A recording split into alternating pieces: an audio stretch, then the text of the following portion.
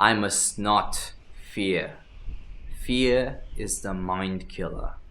Fear is the little death. Let's talk about the world building in Dune. In Dune, of course, it's a classic sci-fi fantasy story. To me, it feels much more fantasy than sci-fi. Yes, it's a story in the future, space travel and all that. But it feels to me that it's more a story about people with extraordinary abilities, which is a trope most commonly found in fantasy. It doesn't have a deep exploration on scientific ideas like Dr. Frankenstein or The Foundation. They're really about applied sciences, and this is more like an adventure of people who have extraordinary powers. Fantasy. As always with my world building episodes, let me give you a disclaimer.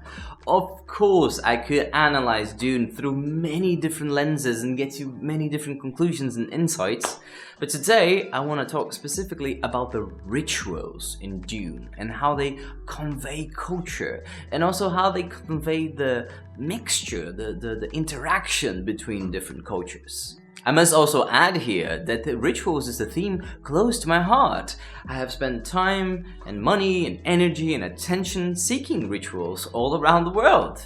I've participated in the New Year's Passage in a Shinto temple in Japan. I have experienced a Christian mass destined for mute and deaf people, so with a sign language in a small town in Poland. I have participated in a syncretic ayahuasca ritual with prayers for Devis and Egyptian gods and Yoruba gods, all kind of mixed together. It's something that I really care about, and not only the religious ones. I've gone to Spain to participate in the Tomatina, and of course it's a big secular ritual. It's something I care about. Okay, I'm getting carried away. Let's talk about Dune. And this video will contain spoilers for Dune. I need to really talk about some specific events to analyze the world building. So if you plan on reading Dune, pause this video, go read the book. It's a great book, and watch it another day. When you talk about rituals in the Dune universe, there are two main clusters of culture that the book chooses to explore. There's the Imperial Culture, cultural cluster, and there's the Desert cluster. It's a story about a boy called Paul Atreides, who's the end culmination of a multi-generational genetic experiment, so not just any boy. And this boy, he is the pinnacle of the Imperial Culture cluster. He's everything that culture represents, and he's taken away from that and thrown into the Desert cluster, and he needs to adapt. So the arc of the book is how Paul changes as a person, and also how he manages to change the culture around him, because he's a powerful man. Yes, he's a chosen one. Oh yeah. The Imperial Culture cluster is where we begin this book. It's palaces, wealth, and aristocracy, and talks about politics and ruling. The most important force to define the rituals of this Imperial cluster is this religion. It's not really a religion, but it kind of behaves like one sometimes. Anyway, they're called the Bene Gesserit, and they are training Paul in the ways of the Bene Gesserit, and they're all about the rituals. In fact, the first real scene in the book, it's a maturity ritual that they call a humanity test, in which Paul needs to use his super trained awareness and Bene Gesserit awareness to control his body instincts, or else he dies. Dun, dun, dun. This awareness is the most interesting thing about the Bene Gesserit. They have this strange power to perceive more of the world than regular people. So they are trained not to read your facial expression, not that simple. They are trained to read the micro-muscular movements in your face when you talk, and then they can know, for example, when you're lying. They know how much you're sweating and what kind of sweat that is. The most famous, the most meme Bene Gesserit ritual is their liturgy. They use this ritual, this little prayer, to recenter themselves when they feel they're losing this absolute control they have over themselves. I must not fear. But there are far more rituals than that, and many not related at all with the Bene Gesserit. Like the technology they use to fight feels very ritualistic to me. There's only a particular way to harm people. And the way they talk at a banquet, they use synonyms to communicate among themselves without the other families or the other people really knowing that they're exchanging some information. Something like, if you say a toast, it's just a toast, regular toast. But if you say instead, raise your glasses, your allies will know that they shouldn't drink the wine because it's poisoned. And how could anybody tell the difference? Those are the kinds of rituals you find in the Imperial Culture cluster. It's about control, precision, subtlety, politics. But as the story progresses, Paul is taken to this new culture cluster. And when he gets there, it becomes clear that his rituals will not do anymore. This is not Victorian politics anymore. It's tribalism now. People are more brutish, more practical. Their main currency is water. What could be more practical than that? They value strength. They value results. And here is the first time that Poe is able to experience strong bonds with other humans. In the other culture cluster, even his relationship with his parents were like, oh, bow, bow, very pompous.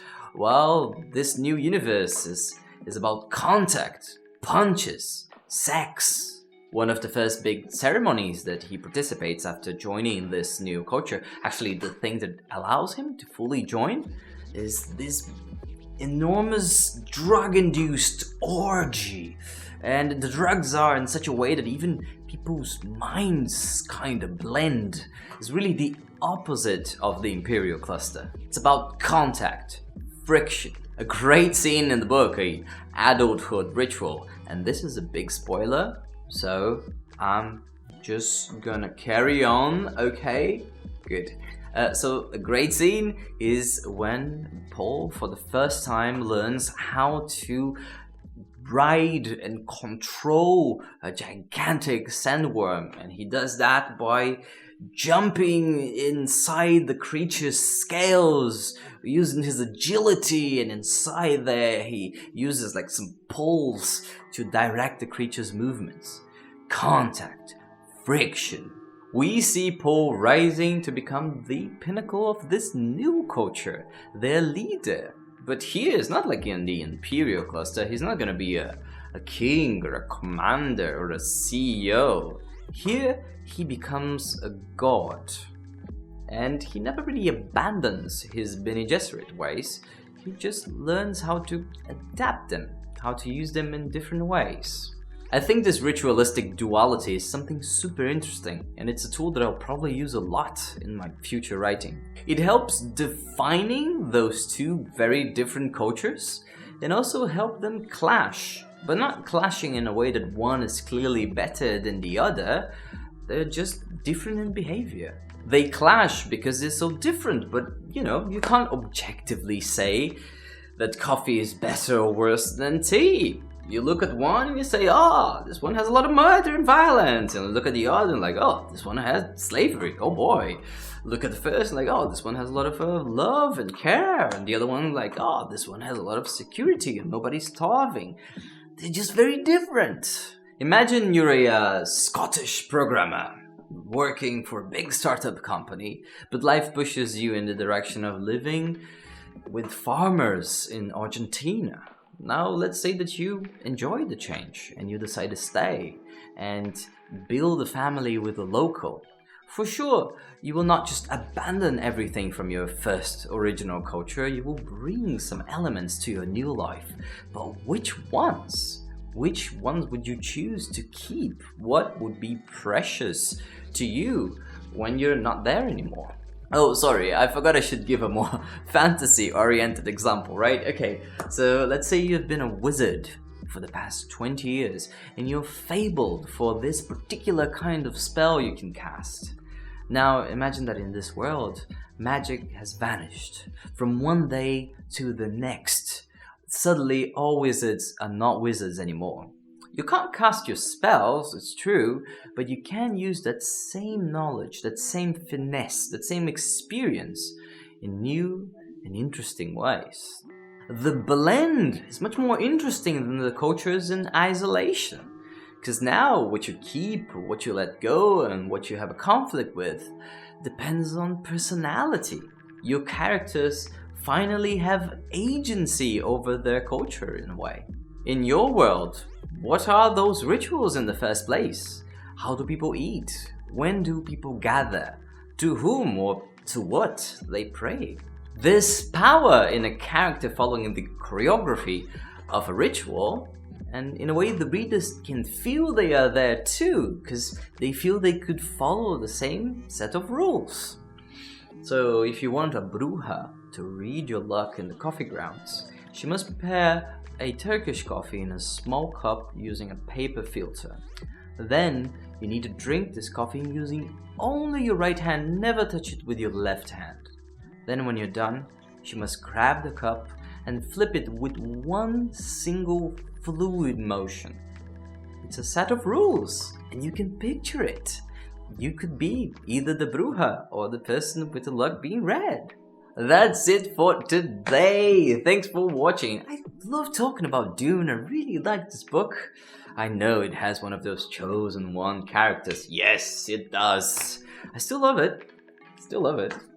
I hope this will help you think about your own world's rituals in a new light, and especially how they interact and clash and mix with other cultures. And if you have any other books or any other universes you want to hear about in those same kind of videos, let me know on the YouTube comments.